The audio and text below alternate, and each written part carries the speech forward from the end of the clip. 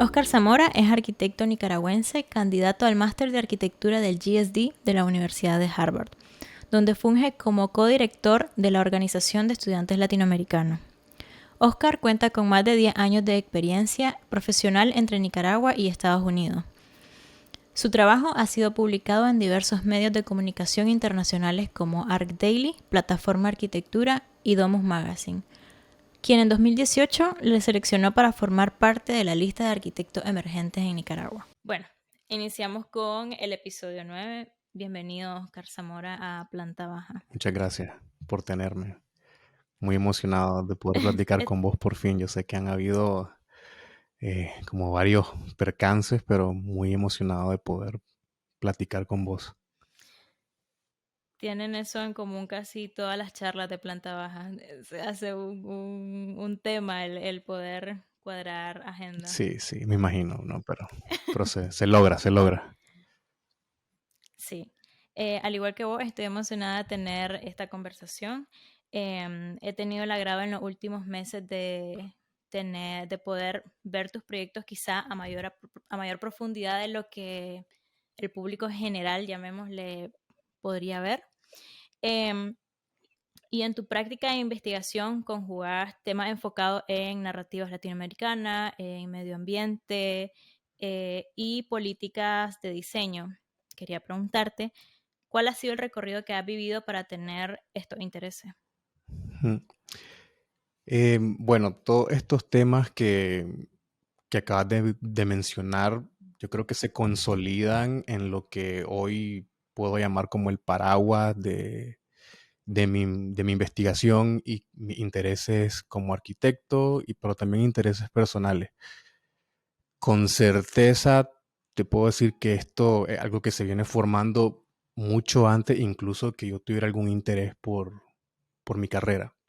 Estos son intereses que, al menos en mi caso, se han forjado desde muy temprana edad. En mi caso, yo tuve la oportunidad, la dicha de crecer en un espacio y ser educado en un espacio donde se hablaba mucho de la identidad latinoamericana y se hablaba mucho de la latinoamericanidad, pero no desde la condición de la otredad, que le dicen, o el otro, el ser el otro, o el otherness, como le dicen en inglés, o la misma periferia, sino desde la condición, sí, resiliente, pero también más importante entender Latinoamérica como un sistema de valores, de cualidades y de competencias que no nos hacen ni más ni menos que otras culturas, pero que sí nos posicionan como iguales. Yo creo que entonces eso ya desde muy temprano constituyó en mí una posición muy crítica que eventualmente evolucionaría a posiciones críticas de nuevo que tengo ahora. Por ponerte un ejemplo, eh, mi posición hacia la hegemonía del occidentalismo o las potencias del norte global. Obviamente todo esto enfocado en el espectro de la arquitectura. Eh, También consciente o inconscientemente, creo que en los últimos años hay un dibujo de Joaquín Torres García que me ha influenciado muchísimo, que es la América invertida. Este dibujo donde el continente americano está invertido, el norte pasa al sur y el sur pasa al norte. Y creo que ese dibujo refleja mucho mi interés por destacar Latinoamérica como un territorio que tiene la capacidad de influenciar de manera positiva desde la arquitectura y la construcción de ciudades a otros países. Y si quiero ser más específico, en el continente americano, cómo la arquitectura de Latinoamérica ha influenciado históricamente a los Estados Unidos. Y dentro de estas narrativas de las que estamos hablando, latinoamericanas, pongámosle, aparece mi interés por el paisaje, la ecología, el clima, y si hablamos de clima, particularmente mi interés por el clima tropical, por la condición del trópico. Porque A mí siempre me ha parecido fascinante, primero que todo, lo ambiguo que es el trópico o lo impreciso, como diría Camilo Restrepo, pero también el simple hecho de que cuando está en el trópico, la sensación térmica, la manera en que el cuerpo experimenta, perdón, el espacio no puede pasar desapercibida. Eh, Como quizás puede pasar en otros países, en otros contextos que son más templados, más fríos. Entonces, en el trópico, para mí lo que me llama la atención es de que afecta directamente cómo vivimos, cómo nos movemos, cómo vivenciamos el espacio, las ciudades, y eventualmente eso evolucionó en un interés por la antropología, por la sociología, que son otras ramas que siempre trato de incluir en mis investigaciones, pero aquí algo muy importante que hay que mencionar es que al final de cuentas somos arquitectos o soy arquitecto y mi trabajo es como un diseñador y la antropología y la sociología solo son herramientas que me pueden ayudar a construir una narrativa o a fundamentar ciertos conceptos, pero al final la base debería estar en el diseño y en los principios de la arquitectura.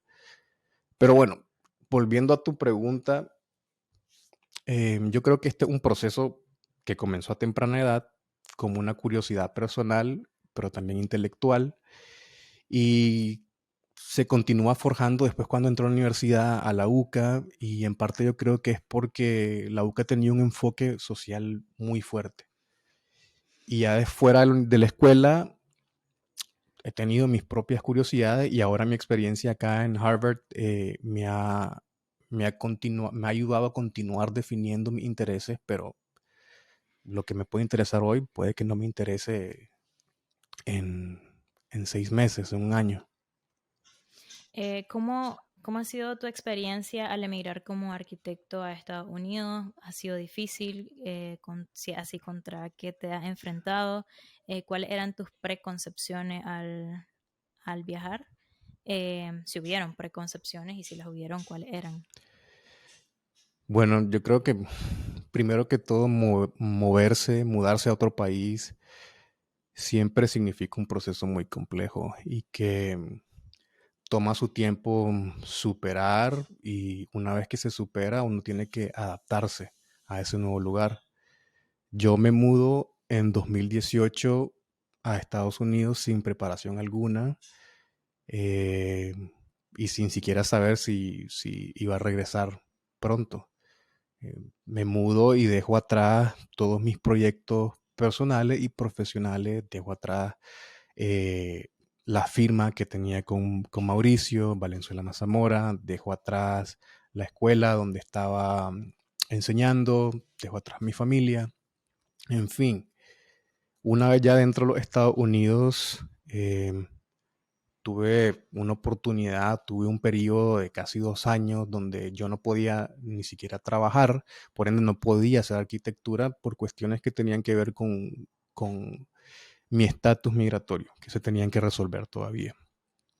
Y en ese proceso de esos 2 años, eh, pude reflexionar mucho y comencé a cuestionarme si en realidad lo que quería seguir haciendo arquitectura, o al menos hacer arquitectura de la manera en que la venía haciendo antes, o si me interesaba encontrar alguna tangente, eh, porque llegó un momento donde comencé a decirme de que si voy a hacer algo con arquitectura, tiene que ser algo que cause un impacto a mayor escala, que cause un impacto en las personas, en las comunidades.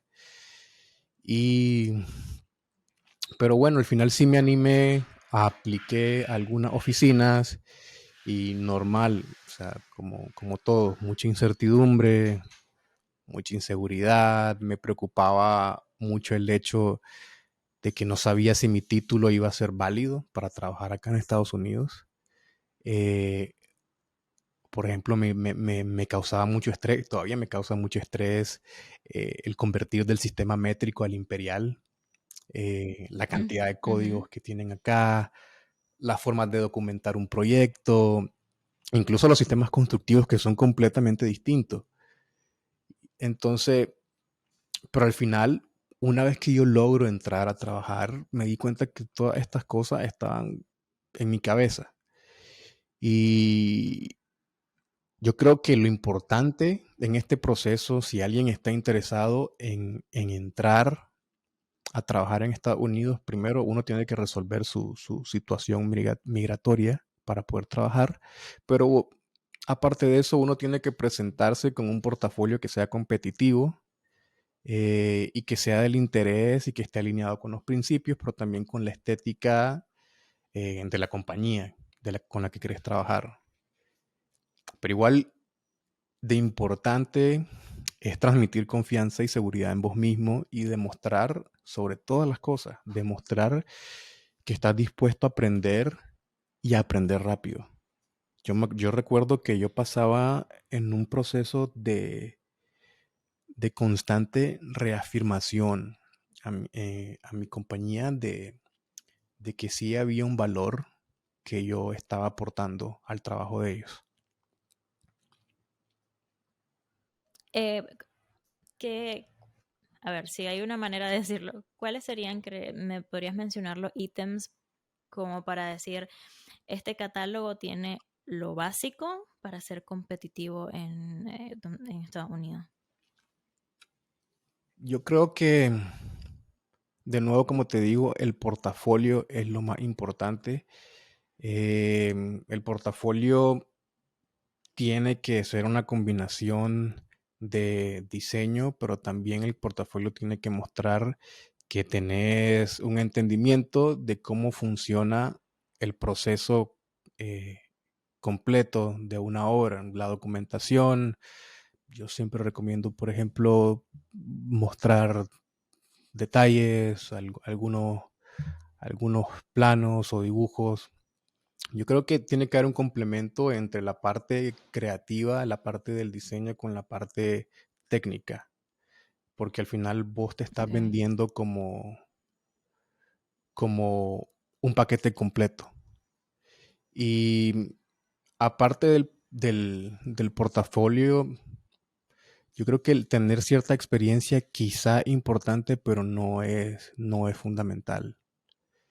Em, y como en cualquier entrevista de trabajo, de nuevo, como te decía, la confianza y la seguridad en cómo vos vendés tus proyectos. Yo creo que esos son los elementos fundamentales al momento de tratar de entrar a una oficina. Pero eso no solo aplica a Estados Unidos, yo creo que aplica a cualquier lado. Ujú. No creo que haya una fórmula mágica ¿No tuviste problemas con lo que mencionaba acerca del título nicaragüense? del todo. Eh, no Ok. tengo idea si eso es algo que sucede, que me refiero si algo que a otras personas sí le ha resultado como un problema. En mi caso no. Yo creo que tuve la oportunidad de que mis jefes en ese momento valoraron, lo que yo había hecho. Yo creo que también en mi caso particular ayudó mucho de que yo pude presentar la obra construida que nosotros ya veníamos trabajando en Valenzuela Mazamora. Y también que yo me sentía con la confianza de poder hablar del proceso de construcción de inicio a fin de una casa, por ejemplo, que al final de cuentas viene a ser muy similar. Quizás los códigos y los sistemas constructivos cambian, pero la lógica general del proyecto es la misma. Ujú. Oscar, vos fuiste el puente para que yo tuviera, que conociera y tuviera una relación con Oscar Caballero, con Pancho Brown, etcétera. Y noto que tenés una cultura de sociabilidad. Sí, no sé si es así, pero lo que yo he notado es que eh, si ves que dos personas pueden llegar a tener intereses en común, los, los unís, pues los comunicas. Y quería preguntarte, ¿cuál es tu concepto o los conceptos sobre las relaciones interpersonales en el ámbito académico, profesional y humano? Sí, sí. La verdad sí me interesa, sí me llama mucho la atención generar espacios de conversación y siempre estoy tratando de conocer gente nueva, gente interesante todo el tiempo. Seguramente por eso me gusta organizar fiestas, pero también por lo que me gusta dar clases.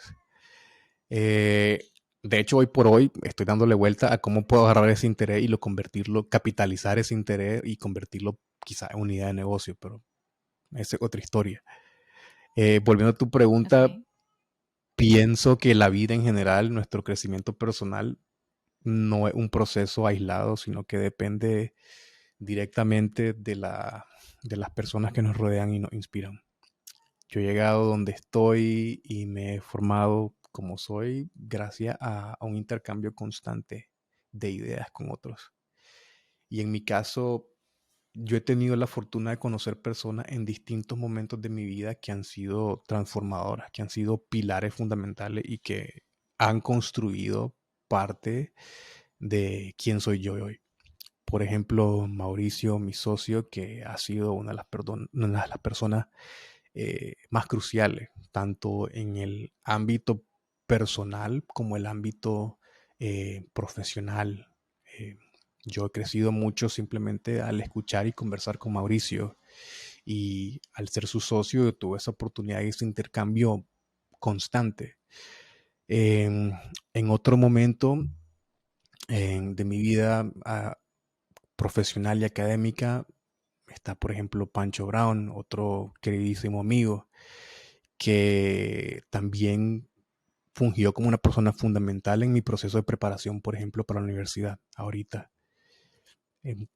Eh, el arquitecto Ronald Abaunza, que ha fungido como mi mentor, incluso desde antes que yo entrara a la carrera de arquitectura hasta ahora.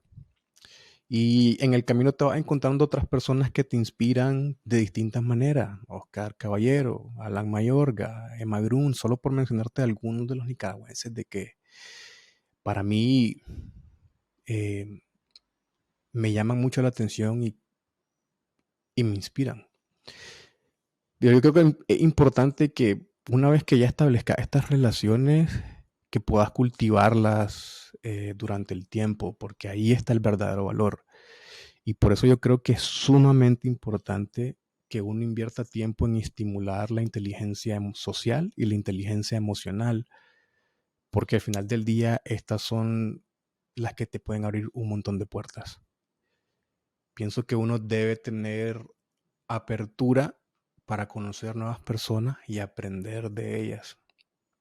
Entonces, durante este proceso de crecimiento personal, pueden aparecer personas clave, y mi recomendación es que uno debe estar atento y en la medida de lo posible tratar de conectar con esas personas. Y no lo digo de una manera oportunista, sino que lo digo con humildad, con curiosidad y con interés de aprender. Yo creo que no hay mejor halago para una persona que preguntarle su opinión. De hecho, esto es una táctica que se ocupa mucho en los negocios, en procesos de negociación, cuando estás hablando con inversionistas. No hay mejor cosa que comenzar de acercarte a ellos la primera vez para preguntarles su opinión sobre tu proyecto. Y esto mismo es algo que constantemente estoy aplicando acá en Harvard, porque en lo personal, si me preguntas a mí, más allá de un récord académico impecable, es más importante la habilidad que tenés para ocupar esa plataforma de apoyo, de contactos, de conexiones y de oportunidades que no existen en muchos lugares, lastimosamente, y que en gran parte es una de las principales razones por las que uno se interesa en este tipo de universidades. Hablando sobre Harvard, quería que quizá preguntarte si podrías introducir sobre el GSD, qué significan estas siglas y qué es lo que sucede en estas instituciones tan importantes como mencionaba. Bueno, el GSD, sus siglas significan Graduate School of Design, que básicamente es una escuela de diseño que reúne distintas ramas de diseño, incluyendo la arquitectura del paisaje, el diseño urbano, la investigación, solo por mencionarte algunas. Yo creo que en total el GSD ahorita está ofreciendo más de 10 tipos de programas. Y bueno, al igual que Harvard como institución, el GSD está interesado en formar líderes, agentes de cambio que puedan causar un impacto en el mundo. Entonces la escuela tiene un enfoque muy global y que siempre va a la delantera en la formación de ideas, que luego estas ideas percolan en otras instituciones en el mundo y eso convierte al GSD en un punto de referencia global.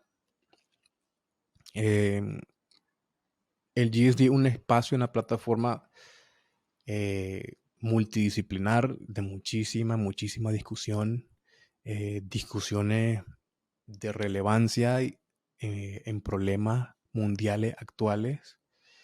Y en lo personal, yo creo que lo que más le impacta a uno cuando está acá es la cantidad de talento y de personas increíblemente apasionadas por el diseño. Creo que yo he aprendido más de mis compañeros, de los estudiantes, de lo que puedo aprender de mis profesores en muchos casos. Eso, ojo, no le quita el valor a la facultad, porque la facultad históricamente ha incluido muchísimos arquitectos importantes del siglo XX y siglo XXI, desde Gropius hasta Koolhaas. Y esto, aquí viene algo interesante que, por ejemplo, en el GSD, tener un café con Rafael Moneo o una discusión con Scott Cohen se vuelven bien casuales, se vuelven algo del día a día. Y lo divertido es de que uno logra desmitificar estas figuras que en muchísimas ocasiones tendemos a poner en un pedestal y te das cuenta que simplemente no, o sea, son iguales que vos, son humanos. ¿Y cuáles fueron los requisitos que tuviste que cumplir para ser admitido por la universidad? ¿Y qué te direccionó a querer aplicar, a verte bajo esa realidad de quiero estudiar en Harvard? Mm. Bueno, déjame responder de primero la segunda parte. Eh, Me acuerdo que yo estaba visitando Boston. Era durante ese momento que te dije que no sabía qué hacer, que estaba teniendo esta crisis existencial de si continuar con la arquitectura o no. Y me acordé que Pancho todavía seguía estudiando en el GSD en ese momento y lo visité. Y la verdad, una vez dentro de Gun Hall, que es el edificio principal del- de la escuela, fue simplemente impresionante. O sea, la energía de ese lugar, la energía de los estudiantes, ver las maquetas, los proyectos, las discusiones, simplemente fue algo que yo no había experimentado nunca.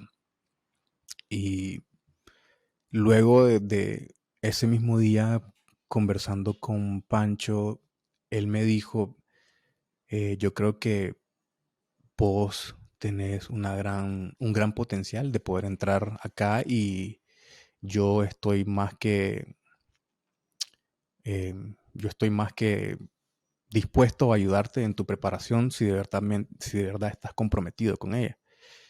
Y para serte honesto, en ese momento era algo que yo no había contemplado. No se me pasaba por la cabeza Harvard, no lo veía posible, lo veía inalcanzable. Y simplemente no estaba en mi radar de las cosas que me interesaban. Pero de nuevo aquí viene algo importante que es escuchar y saber que hay personas que confían en vos. Y inmediatamente después de tener Sí. esa conversación, el chip me cambió casi de inmediato y decidí prepararme para la aplicación, que fue un proceso como de un año. Eh, Ok. Usualmente la aplicación no debería durar tanto tiempo, pero tiendo a ser un poquito obsesivo, puedo decir. Sobre todo, creo que tiene que ver con la inseguridad y el querer preparar una aplicación perfecta que asegurara Ujú. que yo pudiera entrar y te das cuenta que tal cosa no existe. Pero volviendo a la primera pregunta, primero que todo yo no sé cuál es la fórmula mágica para poder entrar. Sí te voy a decir de que la universidad y el GSD buscan liderazgo y diversidad en sus estudiantes. Y no te voy a mentir, es un proceso sumamente competitivo donde solo el 4% logra entrar. Históricamente, mi programa, que es el EMARC 2, ha sido el más competitivo, entiendo yo, a nivel mundial. Y, por ejemplo, de un grupo de 2.000 aplicantes, solo van a entrar 25 o 30. Entonces, demanda que tu paquete de aplicación esté sumamente bien curado. ¿Qué se necesita en el paquete de aplicación? Pues te piden básicamente lo que cualquier otra universidad, al menos en los Estados Unidos, te va a pedir, que es un ensayo que viene a ser como tu carta motivacional, tu portafolio, 3 cartas de recomendación y los resultados del TOEFL, que tenés que llegar a cierto porcentaje. Antes hacían un examen que se llama GRE, que es de matemática y de inglés. Yo creo que ahora ya no se está haciendo.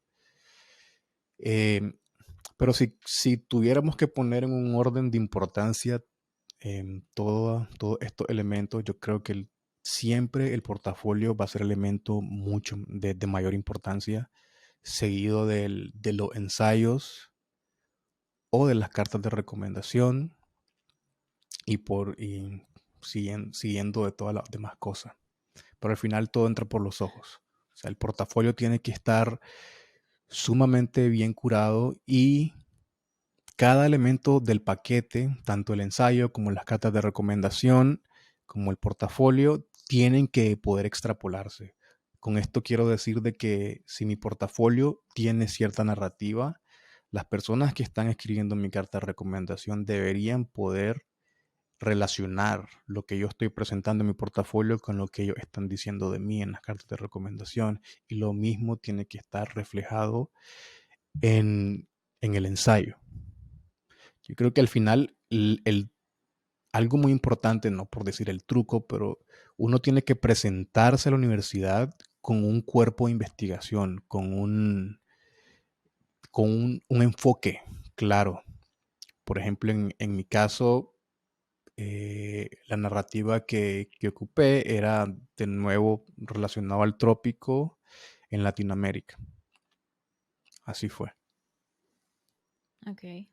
Y perdóname, siento que es una pregunta un poco invasiva. ¿En temas económicos aplicaste a beca o cómo se manejó eso? Yo creo que, bueno, siempre van a haber distintas oportunidades.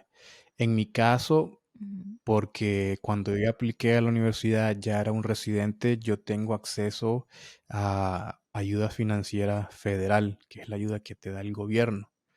Eh, y al mismo tiempo tengo la oportunidad de acceder a becas que son ofrecidas por el gobierno, pero que también son ofrecidas por la universidad. Entonces, al final fue una combinación de ayuda federal, entiéndase ayuda federal como un préstamo que el gobierno te está haciendo, Ujú. y beca que recibí del GSD. Lo interesante de Harvard como institución es de que Harvard tiene por obligación que dar una beca a todos sus estudiantes, sea un 10% de la colegiatura, sea lo que sea, pero tienen una obligación de dar algo. Entonces eso ya es una pequeña ayuda. En el caso de si alguien tuviera que aplicar como internacional, la cosa cambia un poquito. Eh, una manera de hacerlo es aplicar a programas de becas. Una beca que es muy buena y que tengo muchísimos amigos que entraron gracias a esa beca es la beca Fulbright, eh, que Ok. básicamente te garantiza la colegiatura y la estadía por el periodo que está en la universidad. Pero en otros casos, lo que han hecho muchos de mis amigos es de que aplican a muchos programas de beca y al final lo que hacen es que juntan todas las becas y con eso logran pagar la universidad. El GSD, como como institución no da becas por necesidad, que se le dicen need-based, sino que solo da becas por mérito. Las becas por mérito significan que a la escuela le pareció tu portafolio, le pareció que tu portafolio era destacable. Entonces, por eso la universidad te está dando un 50% de beca de la colegiatura. Entonces, si se recibe ese tipo de beca, bien por vos, pero también esa beca es algo que solo se le da a una o dos personas por año, lo cual lo hace completamente competitivo. Pero yo creo que el mensaje con esto, bueno, no el mensaje, una reflexión con esto es de que sí hay oportunidades eh, y simplemente vale la pena, así como uno se toma el tiempo de preparar su aplicación para entrar a la universidad, uno debería tomarse el tiempo para comenzar a investigar cuáles son todas estas oportunidades financieras que existen en tu país, pero también fuera de tu país. Las embajadas dan muchas becas que muchísimas veces pasan desapercibidas y que los estudiantes en Nicaragua ni siquiera se dan cuenta. Eh, Uno puede aplicar a becas internacionales y en caso de no encontrar por esos medios, uno siempre se puede comunicar con las instituciones y consultar con algún asistente financiero y ver cuáles son las opciones que tenés. Me mencionabas en una oportunidad tu interés, bueno, también lo has hablado, tu interés no solo por Latinoamérica, sino también por Nicaragua, hacerlo parte de tus proyectos e investigaciones. Háblame sobre uno de los más recientes que destruye y luego crea este espacio de encuentro para el Consejo de Ancianos de Monimbo. Ok, ok. Sí, sí, como decía, aquí desde que estoy en el GSD he sido como muy intenso en el sentido de que tengo un interés de colocar las problemáticas y las narrativas de Latinoamérica y de Nicaragua, mi país, en las conversaciones que están sucediendo en la universidad, porque la escuela tiende a ser muy occidental en su manera en su discurso, en su manera de ver las cosas. Entonces, para mí, cuando desarrollo los proyectos, el, el elegir trabajar en Nicaragua, por ejemplo, es una oportunidad de poder presentar lo que está pasando en mi país y también ver cómo las facultades, cómo los alumnos reaccionan a estos contextos. En el caso de Destroy Therefore Create, este fue mi primer proyecto cuando entré al GSD. Eh, Fue un estudio que lo daba el arquitecto Sergio López Pinero y básicamente se te daba la libertad de elegir el sitio y yo decidí trabajar en Nicaragua. Todavía en un principio no sabía en qué localidad, pero al final todavía creo que estaba muy fresco lo que sucedió en nuestro país y al final decidí trabajar con la comunidad de Monimbó. Y básicamente el proyecto consiste en un espacio que funciona como un centro comunitario para el Consejo de Ancianos, pero también es un espacio de reunión para la comunidad de Monimbó. Y en sí eh, el enfoque del proyecto es la reclamación o la recuperación del espacio, del territorio que en el pasado ha sido expropiado por el gobierno, por ejemplo.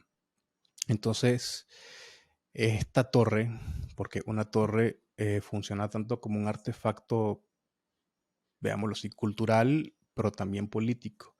Cultural porque el proyecto está informado por un sistema de tradiciones de Monimbó, pero al mismo tiempo está informado por los ciclos de cultivo del maíz. Entonces, también es político porque la construcción de este elemento vertical irrumpe con la escala horizontal de la ciudad, pero al mismo tiempo también es una provocación cuando el objeto se explota y se destruye. Entonces, se vuelve como un tema muy complejo y muy interesante, que tomó inspiración, por ejemplo, de algo que yo le llamé resistencia horizontales y resistencias verticales. La resistencia horizontal, por ejemplo, son las procesiones que se realizan en Masaya y en Monimbo tradicionalmente, y que más allá del festejo representan una reclamación y una ocupación del espacio que una vez fue de la comunidad indígena de Monimbo completamente y de sus antepasados. Pero también otras tradiciones como el palo lucio, que de nuevo, más allá de su condición de festiva, Ujú. esto que te mencionaba, que irrumpen con la escala, y muy importante, la verticalidad del palo lucio como la verticalidad de esta torre permite la visibilización del objeto. Y si hay una visibilización del objeto, por ende hay una visibilización de la problemática o del mismo programa que ofrece el proyecto. Entonces, por ahí anda el proyecto. Oscar, ¿cómo hiciste la proyección de este proyecto, valga la redundancia? ¿Fue con fotografía? ¿Fue a través de un programa cuando vos presentás en un video la explosión como tal de la torre? Eh, Te referí a la animación. Ajá, visualmente, ¿cómo lo construiste, cómo lo realizaste? Eso fue ocupando Blender. De hecho, fue una de las cosas que me Ok. tomó más tiempo durante el semestre. Y es interesante que mencioné eso porque eh, fue algo que mi profesor en su momento puso demasiado hincapié. Porque al principio yo lo que estaba haciendo eran montajes, collages de lo que yo me imaginaba cómo podría ser esta explosión. Em, Ujú. pero al final quedaban todavía, quedaban muy abstractos. Y mi profesor me empujó a tratar de explorar otros programas como Blender que te permite animar. Y al final eso fue lo que hice, aprender a animar una explosión, pero también animar la desintegración del objeto. Entonces, yo creo que me tomó quizás más de un mes poder aprender a hacerlo, después renderizarlo y finalmente la postproducción en, en Photoshop. Vos ya tenías así claro cuál era tu idea, ya eso era solo cosa de animación como tal. Buena pregunta. Tenía una idea, pero no sabía cómo se iba a ver. Y al Ujú. final este programa me ayudó a controlar el tipo de experiencia que yo quería mostrar, porque de nuevo hubo mucho proceso de iteración, y de nuevo mi profesor y yo hacíamos mucho hincapié en que la explosión, aunque fuera algo muy, muy desorganizado, muy desordenado, tenía que tener cierta estética. La explosión tiene que generar cierta forma. La explosión tiene una secuencia. Primero explota la parte de abajo y luego la torre cae. Ujú. Y es comenzar un proceso Sí. de hacer muchas iteraciones y ver de qué manera, cuando esto se dinamita, tiene un mayor impacto visual. Entonces, de nuevo, el software en este sentido me ayudó a tunear, a, a explorar distintas opciones. Porque en un momento yo me acuerdo que le decía a mi profesor, creo que me sale más fácil explotar algo en la vida real. Y y grabarlo, grabarlo, ajá. pero es prohibido. Entonces tuve que acudir al software, pero sí. Em, Recordé ahorita de que con todo el tema, esto no estaba previsto, con todo el tema de la inteligencia artificial, ha sido la persona que me jala la chaqueta con cuidado con lo que estás planteando, cuidado con las palabras que estás usando. ¿Cuál es tu posición? No quiero que esto esté sesgado con que la inteligencia artificial viene y bla, bla, bla, porque siento que vos tenés una posición distinta a lo que hablé con Mauricio Valenzuela, a lo que hablé con Manés en el último episodio. eh, ¿Cuál es tu posición ante todo esto que se ha como vuelto muy popular en los últimos meses, el último año? Yo creo que la, la inteligencia artificial es una herramienta que definitivamente está teniendo un impacto más allá de lo que estamos viendo en Instagram y los ejercicios que los arquitectos están explorando, sino que yo creo que al final la ventaja o lo positivo de la inteligencia artificial es que puede volver al proceso de la arquitectura mucho más eficiente. Como cualquier herramienta nueva, obviamente hay un pique ahorita. eh, un pique que yo lo veo, si me pregunta a mí, eh, obviamente con una inclinación más formal, que no lo veo mal, simplemente otra herramienta de cualquier herramienta que se puede ocupar para diseñar. Y yo creo que uno de los miedos de muchos arquitectos es pensar que la inteligencia artificial va a reemplazar el proceso creativo del arquitecto y yo simplemente no estoy de acuerdo con eso. El arquitecto siempre va a tener la autoridad y la agencia en el diseño y la inteligencia artificial simplemente va a ser una herramienta de ayuda a cómo el parametricismo lo está haciendo, Ujú. por ejemplo, en la manera que nosotros documentamos los dibujos ahora. Bueno, cambiando de tema, te cito textualmente. Bueno, ya me decís si es 100% tuyo que te inspiró. La arquitectura es edificio, pero también es contexto y es texto. Con esto último, es una invitación a escribir.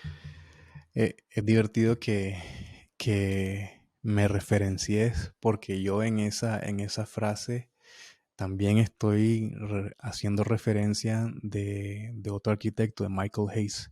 Y de hecho, Oh, sí, sí, me lo compartiste. Sí. sí, Michael Hayes tiene una clase emblemática en el GSD que se llama Buildings, Text and Context. Y básicamente fue una clase que tomé hace poco y ha sido muy transformador y muy reveladora en el sentido.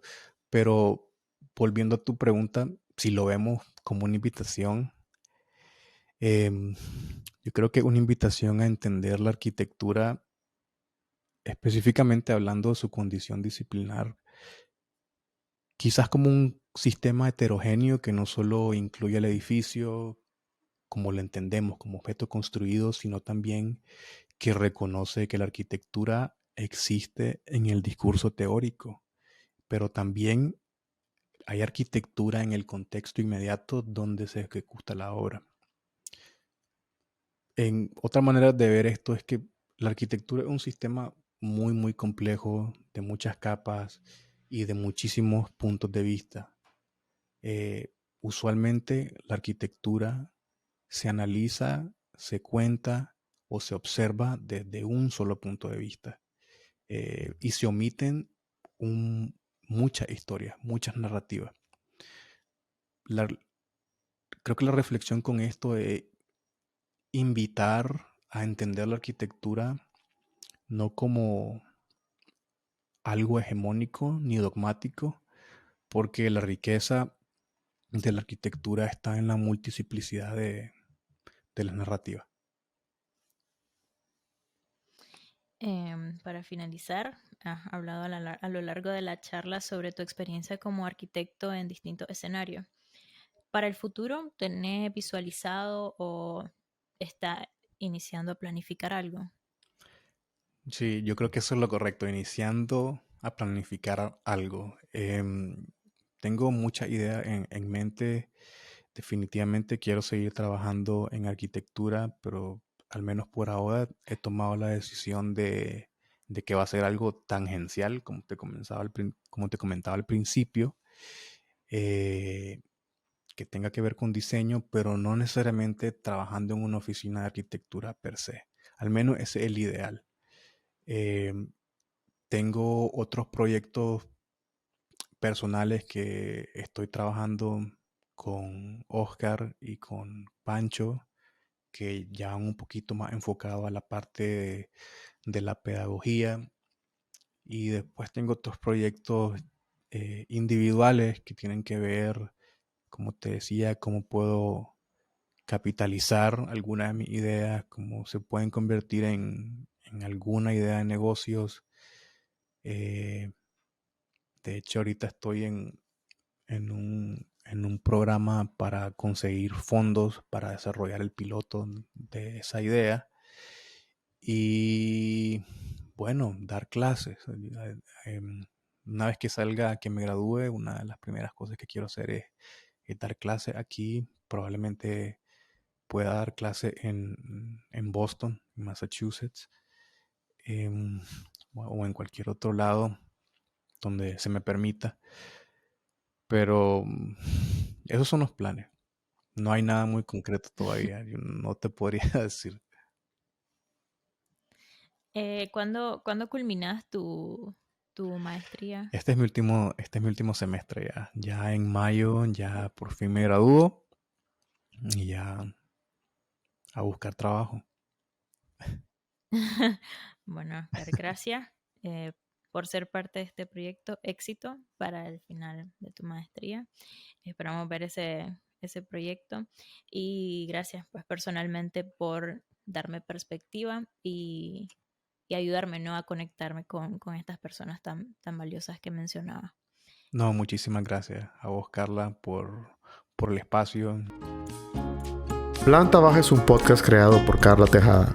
Gracias a Diga Wood por la producción musical de entrada y cierre, a Jorge Pavón por las piezas gráficas y a Juan López del Sol de Centroamérica.